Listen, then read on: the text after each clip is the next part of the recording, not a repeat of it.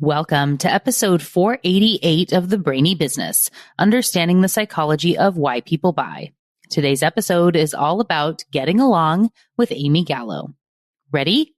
Let's get started. You are listening to the Brainy Business Podcast, where we dig into the psychology of why people buy and help you incorporate behavioral economics into your business, making it more brain-friendly. Now here's your host, Melina Palmer. Hello, everyone. My name is Melina Palmer, and I want to welcome you to the Brainy Business Podcast. Do you have that person at work or in life that no matter what you do, you can never make any headway? That tormentor at work, or a passive-aggressive boss, or the pessimistic know-it-all on the team that will derail every project they get wind of? It may feel like there's nothing to be done, that they will always be them and you will always be you, and so you just have to deal with it. Suck it up and do your best to navigate around them or push through even if they fight it. I am pleased to report that it doesn't have to be this way. My guest on today's refreshed episode, which originally aired in March of 2023, is Amy Gallo. Amy is a workplace expert who writes and speaks about effective communication, interpersonal dynamics, gender, difficult conversations, and feedback. She is the best-selling author of Getting Along, How to Work with Anyone, Even Difficult People, and the HBR Guide to Dealing with Conflict, as well as hundreds of articles for Harvard Business Review, where she's also served as an editor. Amy's also the co-host of HBR's popular Women at Work podcast, which examines the struggles and successes of women in the workplace. She is frequently sought out by media outlets for her perspective on workplace dynamics, conflict, and difficult conversations. Her advice has been featured in the New York Times, the Wall Street Journal, Fast Company, and Marketplace, as well as on NPR, WNYC, the BBC, and ABC, which is Australian Broadcasting Corporation. And as you might have guessed, based on the intro, our conversation is centered around getting along and working with anyone, even difficult people. Get your notes ready. You're going to want to take them. So much great advice in this conversation. And don't forget, there are links for my top related past episodes and books waiting for you in the show notes for this episode, which are found within the app you're listening to and at thebrainybusiness.com/488. All right, let's talk about getting along. Amy Gallo, welcome to the Brainy Business Podcast. Thank you so much for having me, Melina. I'm excited about this conversation. Absolutely. I'm so delighted. As I will have said in the intro, we've got South by Southwest connections, and I saw that you were also then coming to Seattle to promote your book. And so I did the haul. It's 90 minutes or so to drive up there to go, solidarity, support you doing your talk. Because these days, I was like, in-person stuff at night, it's like there are going to be 2 people there or 200 people there, who knows, right? Right. Well, you are such a trooper for making that trip and showing up. I love it. Yeah. Well, and I'm so glad that I did for all the reasons. And, being able to read your book, it's just such a perfect fit for what we talk about here on the show. And I'm so excited to share it with everyone. And before we get to the book, can you share a little bit about yourself and your background in the work that you do? Sure. So I wear many hats. One of them is book author, which we'll talk about. Another is contributing editor at Harvard Business Review, where I edit articles, write articles, and also am a co-host of the Women at Work podcast. And the third hat I wear is as a leadership coach. And I have a very small leadership coaching practice where I work with executives, mostly around communication and conflict, the topics that I love. Yeah. Well, while it's not all about such things, I know 1,000% everyone listening has dreamed at some point, maybe not everyone, we'll say 99.9% have dreamed about, being featured in Harvard Business Review, contributing an article, things like that. So I think the question is more like, how did you get so involved with, because there's one thing to be a contributor and get something there, and then there's multiple, and then to be doing the editing and podcasting, like what's the, tie in, with HBR, any? Yeah. Well, it's one of those things where you never plan your career. Things just sort of happen and you end up somewhere. And I really never thought I'd be an editor at HBR. I actually never thought I'd be an editor. I worked earlier in my career as a management consultant. Before that, I actually worked at HIV prevention organizations right out of college. And through all of those roles, I always really loved writing. And so I would gravitate toward any assignment or project that involved me writing something. And I wrote some stuff for the consulting firm I was working with that caught the attention of some HBR editors. And I had a friend actually who worked at HBR, and she asked me, she's like, well, why don't you write some copy for us? And so I just started writing. Actually, it's very funny. The first thing I wrote for them was the management tip of the day, which is one of their newsletters that summarizes an article and a specific tip, sort of an actionable tip. I received that. Yes. And it's their most popular newsletter now. And I worked on it for over a decade. So it was the first thing I did. And that just sort of snowballed. It went from there to, writing articles, and then we sort of formalized the relationship. I became a contributing editor and I started acquiring articles as well. And then the podcast, the Women at Work podcast, actually launched right in the right around the Me Too movement. HBR really wanted to, have a response to the shifting norms in the workplace and what we were seeing around gender in, workplace culture. And it was a project that started with 3 other editors, and one of them left HBR and they asked me to sit in for her. And I was thrilled. It was actually one of my favorite podcasts as a listener.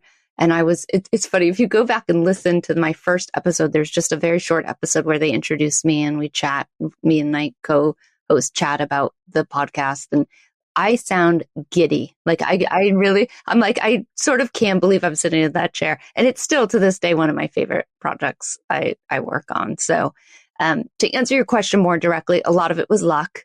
And it just sort of built. It was a very small thing. I was just writing copy for, it was like an hourly thing. And then it snowballed from there. And I love being part of the organization. It's obviously very high quality publication, but it's also the people who work there are just super high quality people. And I feel lucky that it's my organizational home at the moment. Oh, I love that. And I love that, like you said, I feel like so many of the best stories are I was doing the thing I love to do and someone found me. It's sure, it's serendipitous and it shows the value of getting along with people and about having good relationships and being, giving first, and then, good things happen. I talk about that all the time. And of course it ties in with your book. So sure. Yes. Yeah. Yeah. And it's, I'm sure some people would say, don't say you're lucky. Like you worked hard to get where you were. And it's true. It wasn't, I did put in a lot of work on my writing and on the ideas that I was writing about, and in building relationships, building relationships with my colleagues, but also friends who could make introductions and who could also help me see what I was great at. I think that's the part. I loved writing, but I never thought I would do anything with it as a career. And, I had friends who were like, and actually even a mentor at the consulting firm who was he said, you are the only person who I don't edit, right? You write something and I love it and it just goes out to our clients. And I remember that conversation. I remember exactly where I was standing in that office, even though it was a long time ago, because I was like, oh, he is helping me see what my superpower is. And that's awesome. So helpful. No, that is awesome. I would also think there's a big lesson for people so that management tip of the day being something where, as someone who is not the best of friends with brevity, like love the way you phrase that. Yeah. Yeah. For my first book, when my publisher said, okay, you can't be less than 35,000 words. It's like, what's the max? What are we? Give me the high end. Please give me the high. Where have we seen a problem on the other side here? So with that though, being able to write good subject line, something that's interesting and catchy, but not clickbait, but giving you a good nugget of something where you don't have to read forever, and helping to get the what's the point in a little article like that, because then you can always expand. But I think there's a lot of skill and importance in that with communicating anything. Yes, absolutely. And I feel grateful that that was my first assignment, because two reasons, exactly what you're saying. It helped me hone the skill of what's the quickest way to say this for, an impatient reader, right? Because we presume you're subscribing to the management tip of the day because you're going to skim it. You're going to see if it's relevant to you. Maybe you'll read all 120 words of it. Or maybe you'll, just read the opening line or the headline. So it helped me hone that skill, but then it also exposed me to a lot of what we were publishing. In order to write those management tips, I had to read those articles. I'd read other articles we decided not to pull a management tip from. And I got very familiar with the work that was being done by academics, by thought leaders, by executives who were writing for HBR, to see what ideas were out there. And that really that is what led to me writing, is because I could see there was so much good work being put out there by people in different fields. And all of my work, my first book, The HBR Guide to Dealing with Conflict, and my most recent one, are taking research that others have done. And I don't do any primary research myself. So taking that research and trying to figure out, okay, what is the most sort of useful, helpful, practical advice that we can pull from this. And I try to integrate research from different fields, management science, neuroscience, emotional intelligence, and let that all inform the advice that I end up giving in my writing. Yeah, I'm a big fan of, so back what feels like another lifetime ago, when I first started doing consulting work, is where I had a full-time job and then saying, I need a little, this was the side hustle of things, right?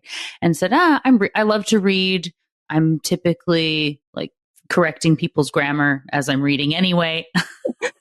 And so I started doing book editing, where I had a friend that helped people get their books written and, published. And so I went through and did book editing, and, reading about how to optimize the lighting and getting people into use a dressing room at a retail location because it increases the likelihood they're going to buy. And another one is the Myers-Briggs personality type expert piece. And then just so many different types of books on very different things, and always going, well, that's interesting. I wonder how that applies to personal finance, or, right.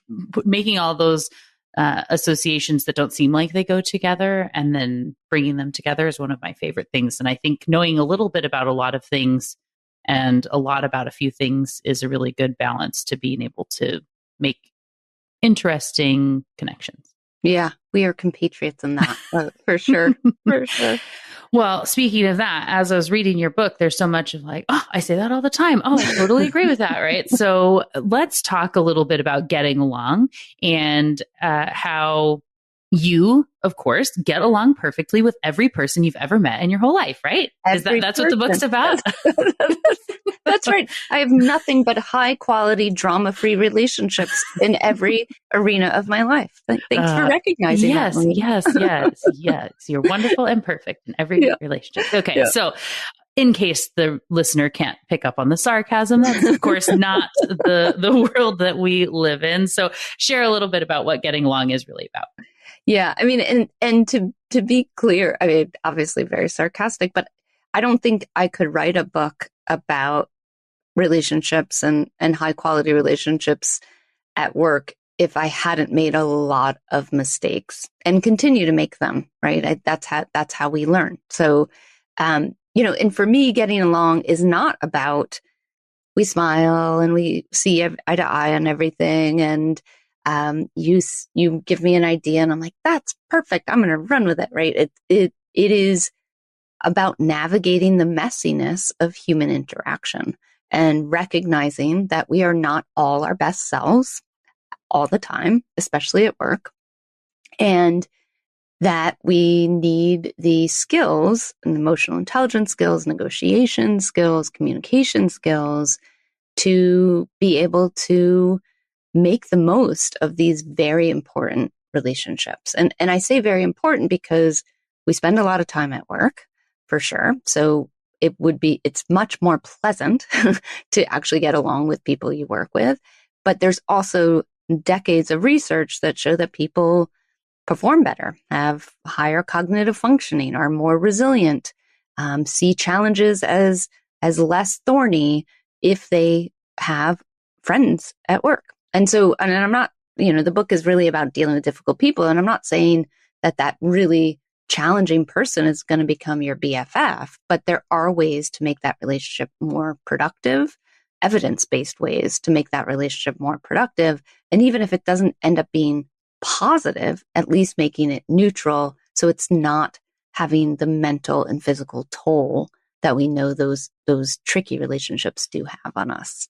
Yeah, for sure. In my second book, I talk a lot about the time pressure and the stress it creates on people when there's, in this case, in what your employees need and can't tell you, I'm talking about it from the sake of extra deadlines and all the miscommunications of not sharing as much up front, and the do you have 5 minutes, and a Slack chat and a thing, and just all, if we're a little more thoughtful up front, we could reduce this time and we have more time to be creative and think.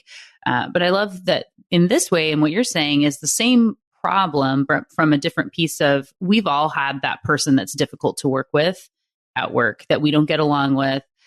And you have so many things that one relates to as they're reading various relationships over time.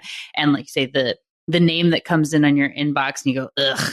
Yeah, that's right. You're like, oh boy, do I have to open this? Right. And we don't want to have that. And that's a conditioned response that we've created. So it's one that we can adjust if we focus on it. So it doesn't create that same stress, thinking about just all the extra cognitive load that comes from these difficult relationships. And you have stories about, from yourself or from others, that it's at night, you can't stop thinking about the thing. I particularly love the story, and it's pretty early on, but of the email of the person. Okay, so you already know what I'm saying. I do. I call him Brad. That's not his real name, but yes, it's this email with someone who wanted to write for HBR and sent in a pitch to another editor, and then followed up with me and asked if we could hop on the phone. And to be clear, that's part of my job, is to find new contributors. But I also, if I got on the phone with every would-be contributor, I would be on the phone right now and probably into 20, 30, right? It's just, I simply just don't have the time. And it looked like we weren't going to accept the submission he had put in. So again, it wasn't a good use of my time. So I declined politely twice. And after the second polite decline, I think it was polite, he wrote an email telling me that he, couldn't handle the ego, that human connection was the most important thing, and that he was going to take his writing elsewhere. And, I probably received, let's be conservative, 150 emails that day. I cannot tell you what any of them said, but I can recite that interaction was over 2 years ago, and I can recite word for word what he wrote in that email because it was so upsetting. And and I was up for 3 nights in a row thinking about, was he right? Do I not care about human connection? Should I have gotten on the phone with him? Maybe my email wasn't as polite as I thought it was. And then, of course, the what a jerk thoughts, right? And just the revenge fantasies of, I'm going to send him an email that sets him straight. I'm going to publish his email on social media, just the horrible things, luckily none of which I did. And it's actually funny you bring up that story, Melina, because I just did a talk 2 nights ago in New York City, and someone in the audience had read the book and said, I don't think you handled the Brad situation right. And actually really challenged me on it. And it was great. First of all, I love difficult questions during a talk just because it's it's what I study. So I'm like, how are we going to handle this conflict? This is fun. But also it pushed me to think, like, did I feel like I handled it correctly? And I do. I still feel strongly that it wasn't worth my time to have the call. I was quite polite. I explained why I wouldn't be able to meet with him.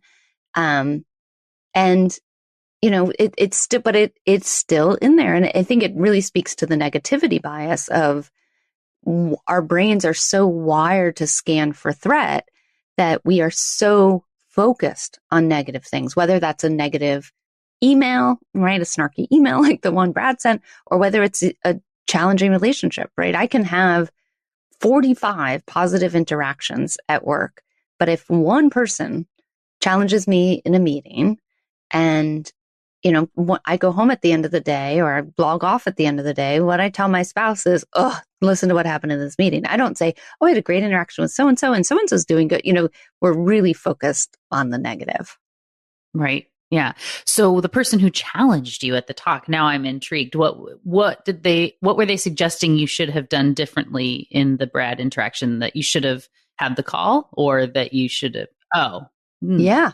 But she thought it was a missed opportunity for a connection. She thought Brad was right about human connection. Now, I see her point, I have to say. It's funny. She identified herself as a conflict mediation expert. So she was also coming to that story with some expertise. And I think she thought, well, yeah, you missed out on, this is part of your job, is assessing potential contributors. And why wouldn't you have the call? And it's a few of my fellow editors were in the audience, and afterwards they were like, do they understand like how many? And I didn't feel I owed Brad anything. But she saw it differently. She thought Brad, as someone who had put effort into writing a pitch, into, doing research on what we were looking for in articles, that I did owe him the courtesy of a phone call. I'm still very glad I didn't have it, but I think her perspective points out something really important, which I talk about in the book, which is that Brad has a different viewpoint of what happened than I do. Strangers, now that I've shared that story, in my book, strangers have a different viewpoint of that. And anytime you have a tricky interaction with someone, you can't force the person to see it the way you see it. In fact, there's this concept in social psychology called naive realism, which is we believe we're seeing things so clearly. And if someone disagrees with us, then they're misinformed or they're just wrong. And I think that her challenging me was a classic example of that, which is that no one, and actually, if we think about like another editor who had been on the receiving end of the Brad exchange, they might have handled it differently. Maybe they would have had the call. Maybe they would have ignored his email and never responded at all, right? But who knows? And so that's, I think, one of the most important things when we're interacting with others and we find ourselves triggered or upset or feeling like, this person is so difficult, that there are many ways to view that situation. And you have to own your interpretation as your perspective. Yeah, I was where it felt like we're jumping ahead in a lot of ways, but, so you have your 9 principles that come up toward the end of the book, the end of part 2, and where one of them being your perspective is just one perspective, and to have that awareness. And there's the confirmation bias that's in there. And so whenever I do a talk on confirmation bias, I'll show an image. I'll say, like, tell me in less than 3 words what this image is about. I'm going to show it for a very short period of time. Ready, go. And, 2 seconds and then it's gone. And, then people shout something out. And I have a couple that I know where I can say, like, thank you. You're all wrong. That's not what the image is about. Like, it's actually about this other thing, that's something super obscure that happened to be there. Like, you're ridiculous. And we do that at work all the time, right? Where we say, like, this is the only way to be right. Wendy Smith was just on the show talking about both and thinking and how, paradoxical issues we have at work. And again, your perspective is just one perspective, and being able to step back and know that for me to be right doesn't mean everyone else has to be wrong. That's right. That's right. And your interpretation of what's appropriate behavior at work is not going to be the same, right? And I think that's one of the things, especially if you think about working in cross-cultural organizations that have a lot of diversity, which hopefully your organization does because it leads to lots of great outcomes, that you are not like, you're going to disagree on everything from whether it's okay to be late to a meeting, to what's the solution for this quarter's budget shortfall, right? Like, and in deciding that someone is just simply wrong or their behavior is inappropriate, right? I can't tell you how many people will come up to me and say, listen to what my coworker did.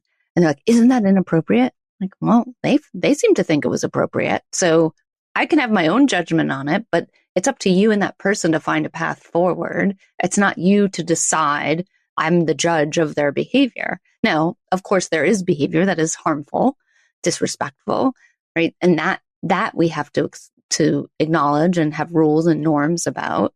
But a lot of the stuff, like, is it okay to send a one-word response to an email, right? Some people would be like, they are so rude, right? And others are like, efficient, love it, great, thank you so much, right? Yes, that reminds me of so Zoe Chance in Influence is Your Superpower, and she says, "No is a complete sentence. No, thank you is a polite, complete sentence." That's right. That's right. I love Zoe. That's great. I know. Who doesn't love Zoe? She's just one of my favorite people.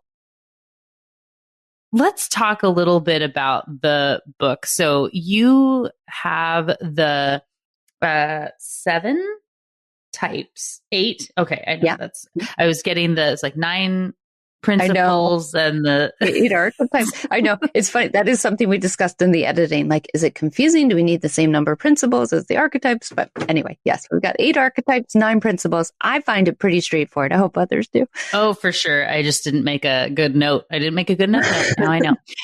So with those, can you share a little bit about the 8 archetypes and the structure of the book here? Because we all, and I really loved when you were talking about this at the town hall in Seattle, and I would by no means expect you to remember any of what you said in any particular talk, because I'm sure you talk about it all the time. But, just being able to kind of introduce and show that, anything that is this is the one thing that will always work in every situation, and you never have to look at anything else. There are different things that people are doing that are important to be aware of. So kind of, how'd you sort out the archetypes that you came to, and why is it important to look at the different behaviors differently? Yeah. Well, there were 2 main things I wanted to do with this book. One is to give people specific evidence-based advice for the situation they were dealing with. So a lot of books about difficult people or relationships at work talk very generically about how to address, someone who's pushing your buttons. And what I was finding, especially in my first book did this, right? The Guide to Dealing with Conflict was a pretty high level in terms of, a very specific approach to handling conflict, but it wasn't about specific types of conflict. And what I would find when I was talking about the book at workshops or keynotes is that inevitably someone would ask me, well, can I tell you about this one situation? And they would want advice for dealing with a certain pattern of behavior. Almost always it was like about passive aggression, believe it or not. And so I very much believe it. Exactly. Yeah.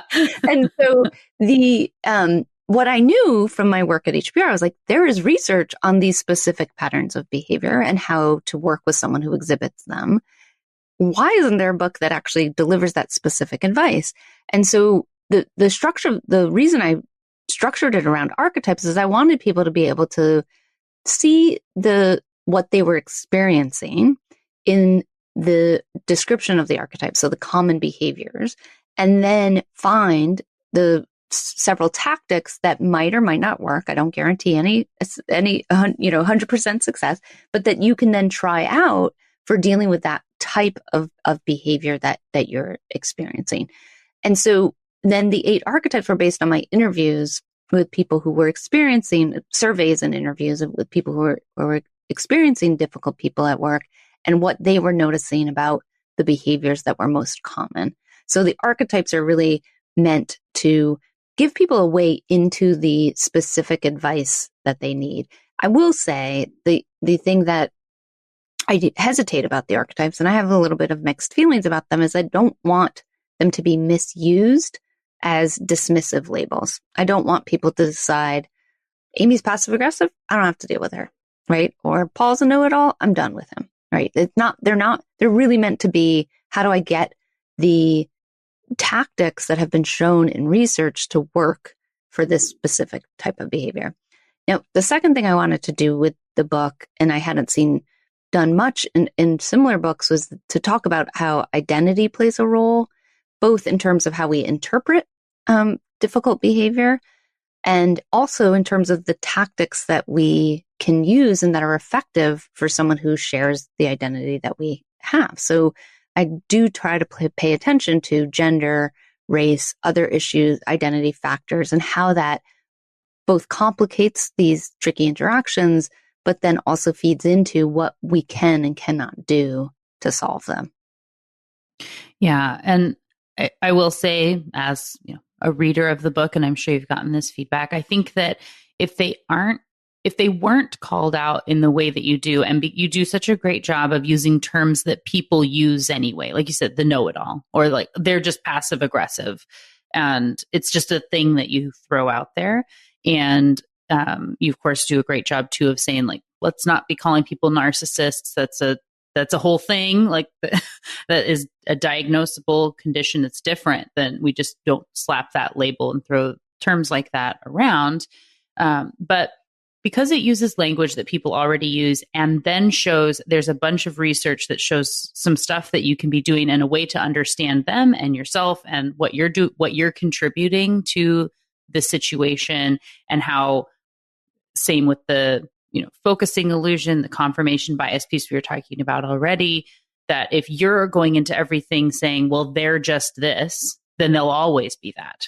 But if you start with you and you make a change, those ripples of change are very, very possible. So I believe, having read the book, that it does a very good job of helping where someone may have done that without the assistance of the book, to see that they have a resource to show that that doesn't have to be true. It may have needed to have been true for you before, but it doesn't have to be the way that you proceed.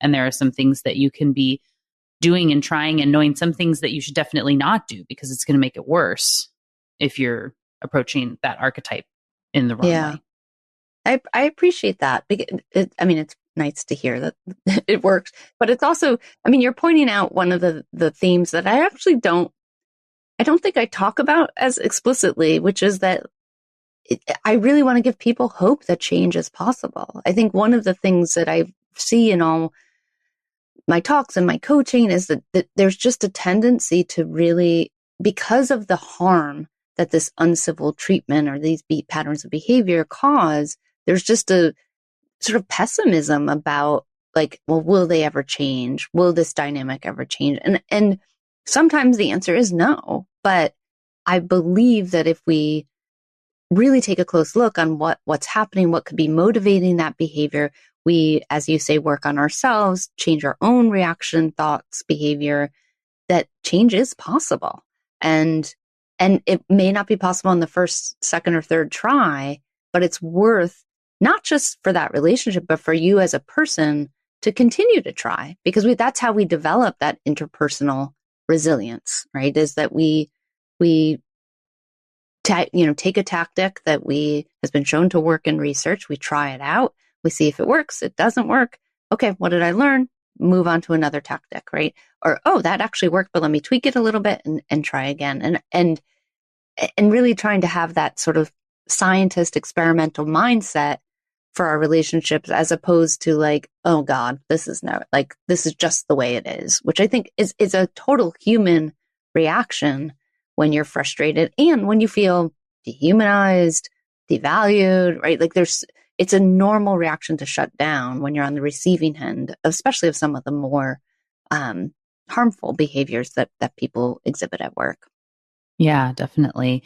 Well, on that, can you share a little bit about what the 8 archetypes are, And then if you want to, pick one to jump into to share a little bit about to kind of show what people will get from the book, I think that would be fun. And you can pick the most common one or one you don't get to talk about very often. Whatever feels good to you works for me. Okay, good. So the 8 are the insecure boss, the pessimist, the victim, the passive aggressive peer, the know-it-all, the biased coworker, the tormentor, and the political operator. And oh gosh, it's funny. Everyone, sometimes people are like, what's your favorite? I'm like, I don't like any of them. They're all horrible. But I do love, one of the ones I don't get to talk about much, is the pessimist. And I think it's partly because the behavior doesn't feel as extreme as like the passive aggressive, which is incredibly challenging to deal with. Or the tormentor, right? Someone who you expect to be a mentor, but actually is undermining you. But the pessimist is interesting because I think all of us have a little bit of that in us. And I think, we hear a lot lately, and actually I'm curious if you've had guests on who talk about this, but like the culture of toxic positivity that's happening in so many organizations where people just, this insistence that we, be optimistic and focus on the upsides and sort of any challenge to that happiness feeling is seen as so bad. And I think the pessimist plays an important role. And I think we're losing touch with what is important about someone who has a pessimistic attitude. Now, so that was my preamble for why I wanted to talk about it. But it's also incredibly frustrating. I mean, this is like, the Eeyore of your office, the Chicken Little, who's just like the sky is falling. I think in the UK, the Henny Penny is the name of that character.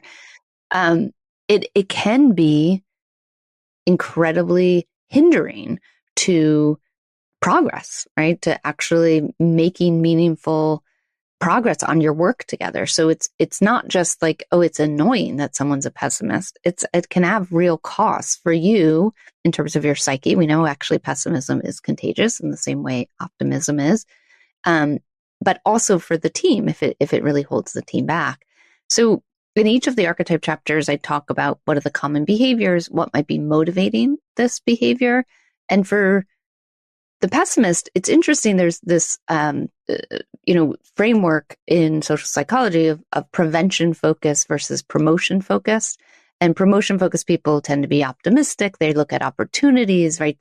They are expansive in their thinking quite a lot. Whereas prevention focused people are really focused on what are the risks? How do we guard against those coming to be? They tend to be pessimistic. And that is likely what's feeding into your pessimistic colleague's attitude. And then I talk about questions you want to ask yourself before you try to, approach, changing the dynamic. So in this case, one of the questions, would be, do they have good reason to be pessimistic? Are they pointing out things that are genuinely problems that other people are ignoring? And, that's just an example. And then I share, I like to call them a menu of tactics, right? Things you can try out. And also some cautions. Like one of the cautions with a pessimist, pessimists think optimists are morons. So if you sit there, if you counter their like, that will never work with, yes, it will. You're just not seeing the upside. They will just dig deeper into their pessimism, into their negativity. So you really want to be careful not to polarize with them. You have to sort of grant them their premise of, yeah, wow, okay, I could see how that wouldn't work. Well, what would make it work? Like what would have to be true for this to actually succeed? Or if you were in charge, like how would you remove the obstacles in the way of that succeeding? And I do try to give I'm a big fan of sample language, not that you would read that line from the book out loud to your colleague, but it does give people a sense of what it sounds like to actually try to put some of this advice in action. And really giving, one of the things about pessimists is that they often don't feel like they have agency. Like they don't feel like they think bad things are going to happen and they have no way of changing that. And so giving them agency, even if it's just hypothetical, like if you were in charge, or, well, what could we do? Let's remove all obstacles. Let's not think about cost or time or resources. What would we be able to do? And just trying to give them that sense of agency. The other thing is you can give them a formal role to play as, the devil's advocate or disagreeer in chief, that they actually, you make it their job to point out the risks. Like, you are really good at identifying what things that we might be missing or things that could go wrong. So we're going to turn to you when we need that perspective, right? And then it's sort of treating their pessimism not as an obstacle or a problem, but as a benefit to the team. And it also helps to sort of right size that negativity that they might be sharing, as opposed to sort of letting them spew it all over the meeting, right? It gives them a real focal point for that attitude and that perspective. For sure. And then not just like spinning on all of what they're not able to say. It's like building up the like, I can't take it anymore. And then just go with all the things that have been bugging you. Whereas, like you said, if there's some space to share intentionally, and then hopefully, looking for some balance, that if they are given the opportunity to share those negative aspects, to then help see some of the positives as well, being part of that process. Exactly. Yeah, right. Exactly. Yeah. And helping all the optimistic morons like me to see, when I was reading it, said, oh, so many people think I'm a moron. Sad. Well, and you know what, to be fair, like, we don't have the best, I identify as an optimist too. Like, we don't have the best perspective on them. Like, we think they're a total downer. Like, and so it's just sort of trying to bridge that gap. I mean, I do in the book, I think in every chapter, talk about sort of times where I've actually exhibited this behavior. I mean, I identify really with all the archetypes, I identify the most with the know-it-all. But there, I can be passive aggressive. I certainly can be biased. I can play office politics sometimes in not the healthiest way, right? Like, we've all been there. So instead of trying to really put your colleague in this box and use your confirmation bias just to prove how terrible they are, right? You're trying to give that dynamic between you some space to change and evolve. And sometimes saying like, I get it. Like, yeah, I don't have the best outlook today either, right? Like that can sometimes bridge that and give them, like you say, like, give them a sense of like, okay, like, they're not a complete moron. They've got some valid points. And then you hopefully can evolve and transform the dynamic from there. For sure. We didn't have time to talk about it today, but I love the concept of fundamental attribution error. And I'm going to have my episode on it is going to be the one that I refresh. I do 2 episodes a week. So the Tuesday is one from the back catalog, since we're in this episode's going to be about 270, 269, something like that when this one comes out. So there's a lot from, 4 or 5 years ago that people haven't, heard maybe. So it's fun to bring them back. So I'll have fundamental attribution error come out just before this one, because it's a good one to put in there. I also talk about it in the case of being late for a meeting, and how, you give yourself the benefit of the doubt, but other people maybe aren't. You think, oh, what a jerk, they're lazy, whatever else. But the way I say it too is similar to what you were just saying, is to not have a complex, but know that you are lots of other people's them. In the like us versus them world, you're a lot of people's them, and we need to internalize that and do what we can to adjust it. That's right. That's right. Yeah. Someone recently asked me, they're like, if you can't identify anyone you work with who fits into any of the archetypes, does that mean you're one of the archetypes? I was like, I can't say for sure, but there's a good chance you're one of the archetypes, because we all are. And yeah, and I have to go back and listen to that episode on fundamental attribution error. It is, for me, it's one of the most important concepts when it comes to trying to improve relationships with people who push your buttons, is remembering how we're all prone to assign, others with negative attributes when we understand the circumstances in which we made all of these decisions, right? Like, I can rationalize my know-it-allness to the end of the day, but when someone else talks over me, talks down to me, mansplains. I'm like, ugh, what a horrible person. Right. Right. For sure. Yeah. I love that concept too. I think it's one too, just even understanding our circles of empathy and how we get, siloed organizations and marketing versus finance or whatever, that when you say we're team company, it can make things a lot better just by having that tiny shift. When you have more people be part of your us, it can make a big difference. Yeah. I love that. Make more people part of your us. I love that. Yeah. Oh, fun. I love it. Well, I could, of course, talk to you all day. I love all the knowledge that you have. I'm so delighted that you came to share it with us here on the show. And of course, in Getting Along, which we'll have linked in the show notes. And for everyone who does want to learn more about you and the book and, connect or whatever else, follow you somewhere, what's their best path to doing so? Yeah. Well, you can definitely connect with me on LinkedIn. Or follow me on LinkedIn, but also my website is really the best place, amygallo.com. And that has links to where you can buy the book, depending on where you like to shop. It also has a link to connect with me via my newsletter, to follow me there. And if you're interested also in my writing for HBR, you can just Google hbr.org and my name, and you'll see the hundreds of articles I've written there, as well as the podcast episodes for Women at Work. Absolutely. And we will make it even easier in that all the links will be in the show notes. So it's easy for people to find, knowing that this is potentially a very unfair question, because I know that they're all one's babies and favorites. Do you have a favorite podcast episode? I know you mentioned your very first time when you got introduced, but maybe a concept or a topic of something you say, if people were going to start and they were going to go listen to one. Do you have one that comes to mind that you would recommend?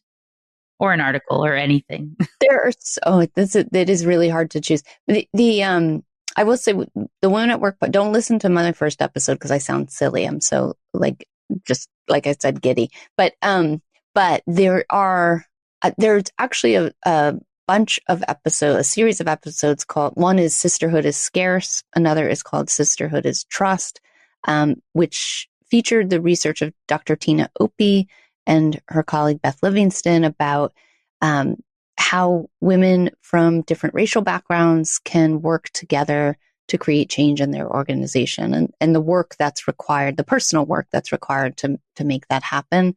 And those are just some of my favorite episodes we've done.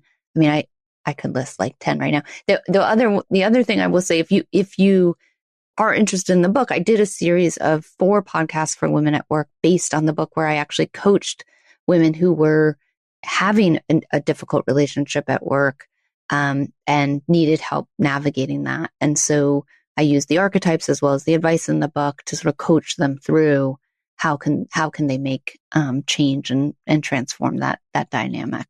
Oh, wonderful. Those, I'm sure, are all fantastic. I will make sure to find them, and we'll link them in the show notes as well for people to be able to listen to. And like you said, with the language in the book, things like that, being able to hear it straight from you and have some of that language is always so helpful. So I'm sure people will enjoy that a lot. And the book, definitely worth picking up, everybody. You will not be sorry when you get that. So thank you again, Amy, for joining me on the show. It was so wonderful to learn from you today.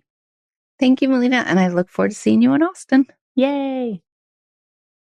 So, what got your brain buzzing as you learned from Amy today? For me, whenever I think of Amy, I think of South by Southwest. She and I connected as I was getting ready to speak there for the first time, and she was so kind in providing me tips and insights before going to Austin. Funny enough, at the time of recording this refresh, I just saw Amy again in Austin as we were both speaking at South by Southwest 2025. She had several talks, including the opening session, and I moderated a panel called Enough with the Delving, Staying Human in the Age of AI, which featured Ben Gutman, Joanna Lepore, and Usama Fayyad, which was such a great conversation. I'm hoping to get the audio and release it as an episode sometime soon, so keep an eye or an ear out for that. Anyway, Amy and I got to spend a little time together and chat again after the session. She did about gossip, which was fascinating. And she told me that she premiered it there at South by. Super great. I hope it's going to be out and about soon into the world because it was really interesting information. It's always so great to connect with her because she truly is so generous and kind and really walks the talk on her connections with people and the advice that she gives in her books and work. I really love how vulnerable she gets with her audience, whether it's in the book or on a podcast or up on a stage. She owns her missteps because, we all have them, and she explains them in a relatable way that others can learn from. It's really amazing and such a gift. Amy's kind nature and tendency to be generous and awesome is actually the reason why I'm refreshing this episode today. The guest on the next episode is Rosalind Chow, who's discussing her book, The Doors You Can Open. In it, she shares a story of how she got connected to Amy, and then Amy made a referral and connection for Rosalind that opened some doors for her. That kindness stuck with Rosalind enough to include it in her book and inspired me to do this refresh today to help spread the goodness. And trust me, you are going to love that episode. We talk about the difference between mentorship and sponsorship, like what we saw here in this experience with Amy and Rosalind, as well as the difference between power and status and which one you have more of and how you can gain them and that you can still be a sponsor no matter what. Just really, really great information for everyone to be able to know and share out in the world. As we wrap up this episode, though, here today and the conversation with Amy, I want to remind you and to say that, not everyone is going to be easy to work with. You can't wave a magic wand of rainbows and sunshine at work that will make it so there's never a conflict or a difficult moment. But you can have opportunities to be a little more kind in the way you approach others and to be armed with the best way to approach people who see things differently than you so you can have more productive work, even with the most difficult people in your office. And when you understand the type of person they are, the type of person you are, what they're struggling with, and have those tools to have those better conversations and interactions like what Amy presents in her book, it can make such a huge difference in you feeling confident in having those conversations in a way that can get you unstuck, move it forward, and really just change everything for the better. So, who are you going to connect with first? Can't wait to hear about it. I can't wait to know that you're having such an impact there in your own life and work. And as we close out the show, don't forget about those show notes with links to my top related past episodes and books, including Getting Along, of course, and more. It's all waiting for you in the app you're listening to and at thebrainybusiness.com/488. And just like that, episode 488 on Getting Along with Amy Gallo is done. Join me Friday for a brand new episode with Rosalind Chow, author of The Doors You Can Open. It's going to be a lot of fun. You don't want to miss it. Until then, thanks again for listening and learning with me. And remember to be thoughtful. Thank you for listening to the Brainy Business Podcast. Melina offers virtual strategy sessions, workshops, and other services to help businesses be more brain-friendly. For more free resources, visit thebrainybusiness.com.